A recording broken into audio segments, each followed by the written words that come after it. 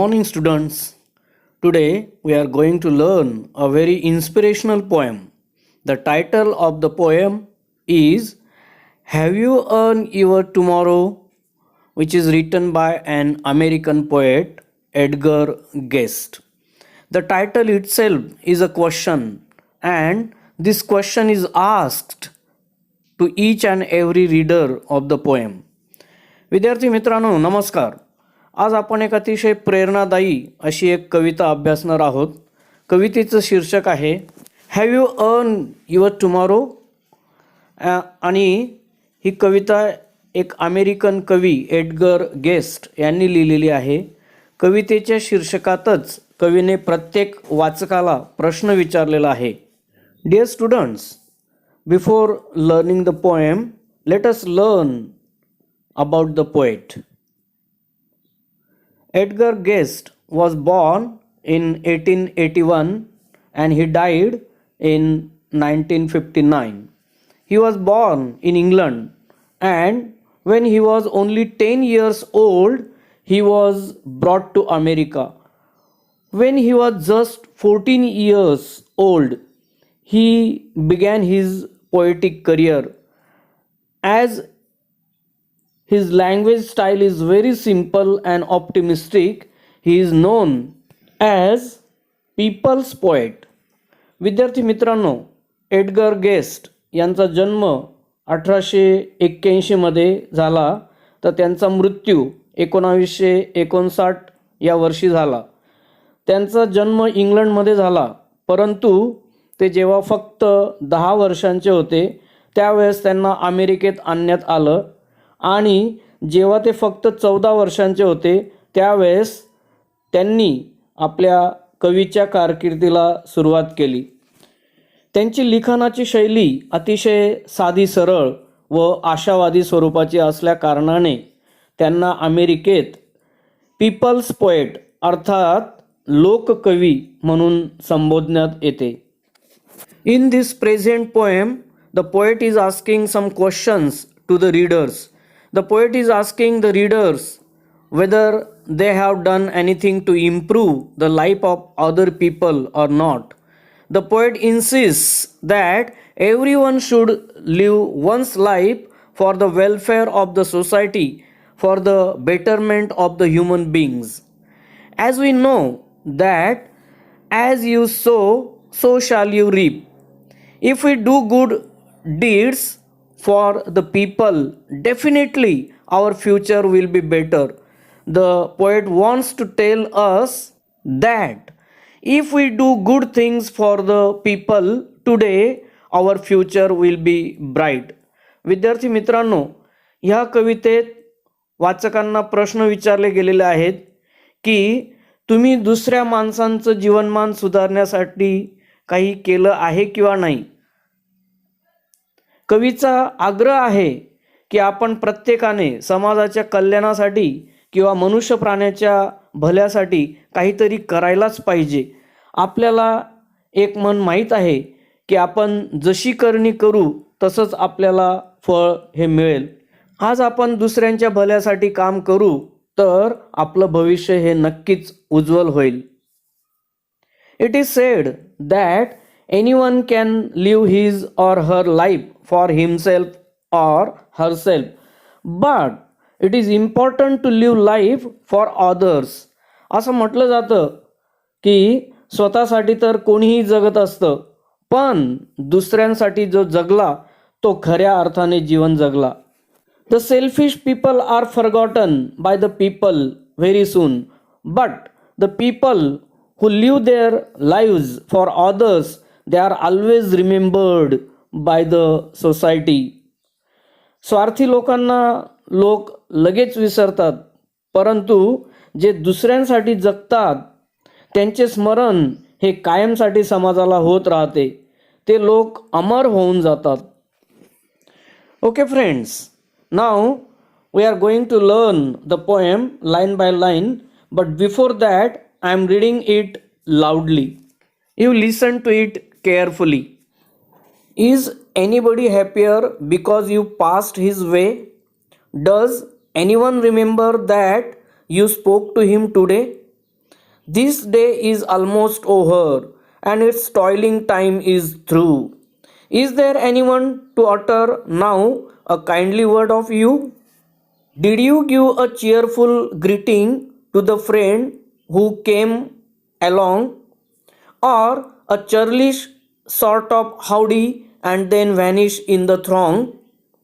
Were you selfish, pure, and simple as you rushed along the way, or is someone mighty grateful for a deed you did today? Can you say tonight, in parting with the days that's slipping fast, that you helped a single brother of the many that you passed? Is a single heart rejoicing over what you did or said? Does a man whose hopes were fading now with courage look ahead? Did you waste the day or lose it? Was it well or sorely spent? Did you leave a trail of kindness or a scar of discontent? As you close your eyes in slumber, do you think that God would say, "You have earned one more tomorrow by the work you did today"? Is anybody happier because you passed his way?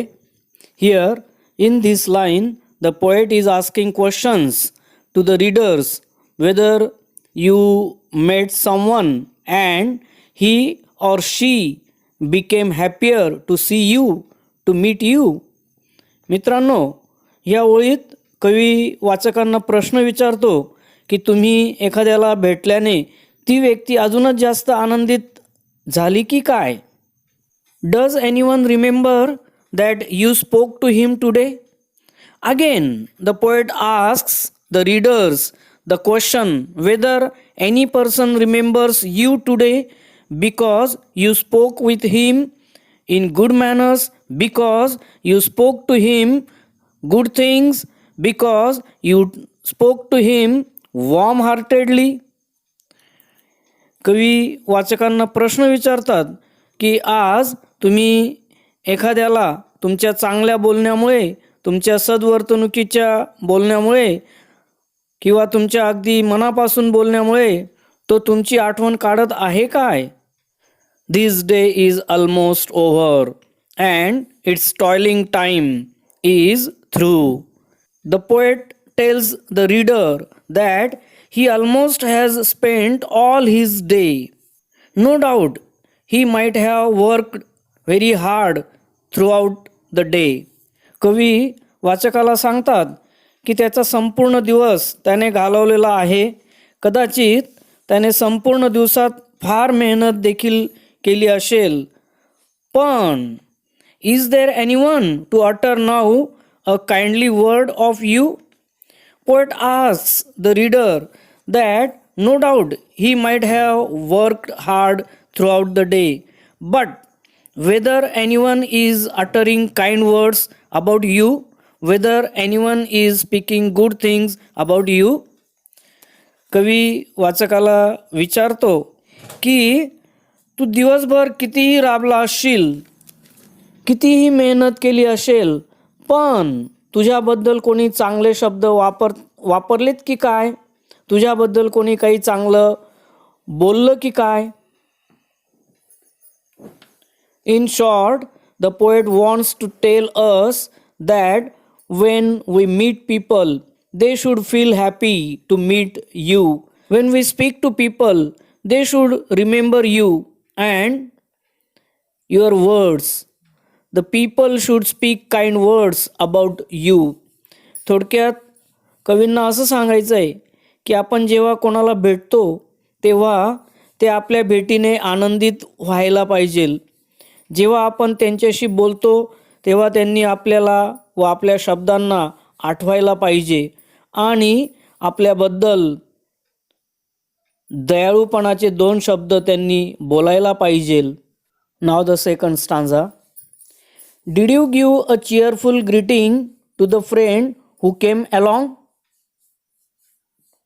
Here, in this second stanza also, the poet asks the reader whether you greeted your friend cheerfully or warm-heartedly who met to you today?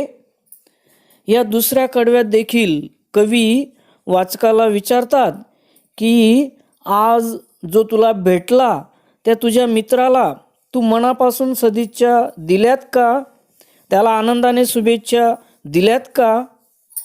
Or a churlish sort of howdy and then vanish in the throng? Or have you greeted him just informally saying howdy and went away in the crowd? आज मित्राला मनापासून शुभेच्छा दिल्यात की काय, का फक्त औपचारिकरित्या काय कसा आहे वगैरे वरवर बोलून जगाच्या ह्या गर्दीत गायब झालास की काय? Were you selfish, pure and simple as you rushed along the way? The poet here asks the reader, when you spoke to your friend, whether you spoke with him selfishly and went away hurriedly on your way? कवी वाचकाला विचारतात की तू जेव्हा तुझ्या मित्राशी बोलला त्यावेळेस तू त्याच्याशी स्वार्थीपणाने बोलून घाईघाईने तुझ्या रस्त्यावरून निघून गेला की काय? Or is someone mighty grateful for a deed you did today? Or whether you did a good thing for anyone and because of that great work done by you, whether that person became grateful to you? का तू असं काही महान कार्य केलं की त्या कामासाठी कोणीतरी व्यक्ती तुझा कृतज्ञ झाला, तुझ्या कामाला त्याने उपकाराचे कार्य मानले? Now the third stanza. Can you say tonight in parting with the days that's sleeping fast that you helped a single brother of the many that you passed?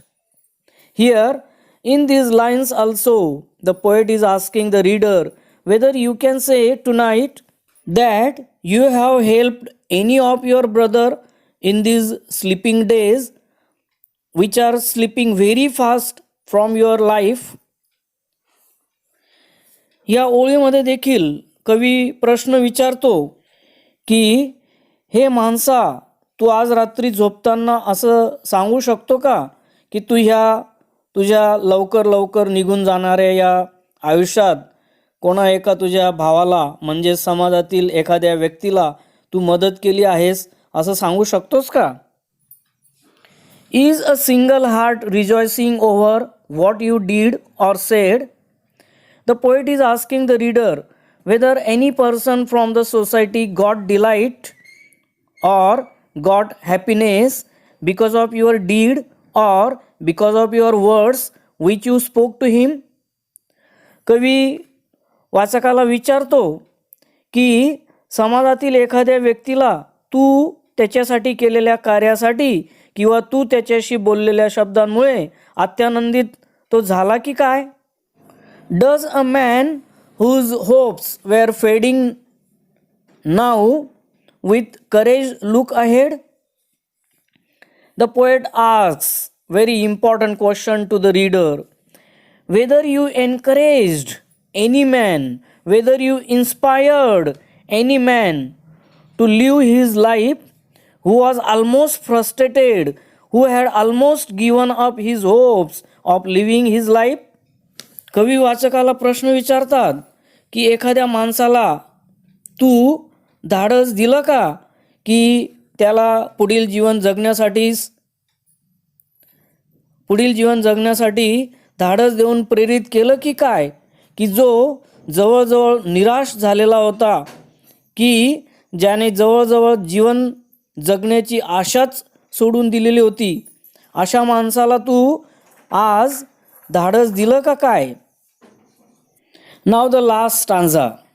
Did you waste the day or lose it? Was it well or sorely spent? The poet here asks the reader whether he wasted his valuable day of his life or whether he spent his day helping others, or just he spent it sorely, that is badly.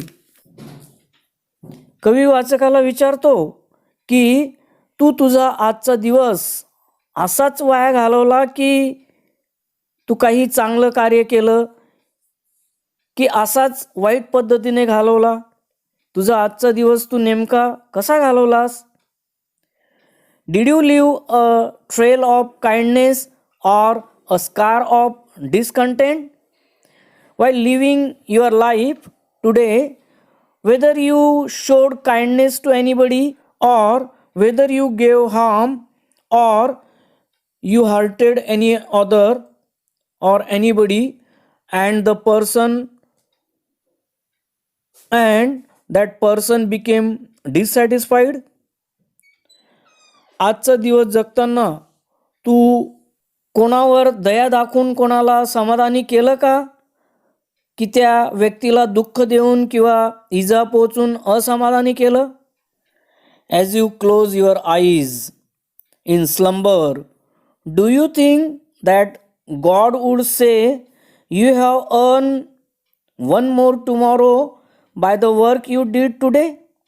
And in the end, the poet asks the reader, when you will sleep fastly, when you will be having sound sleep, whether the God would say that you are worthy to live your life of tomorrow for what you have done, the good work or good deed.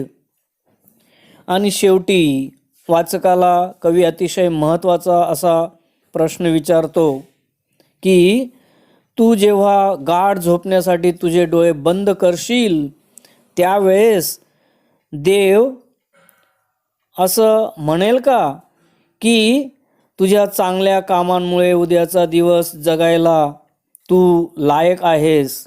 जा हे माणसा, मी तुला उद्याचा दिवससुद्धा जगण्यासाठी दिला आहेस.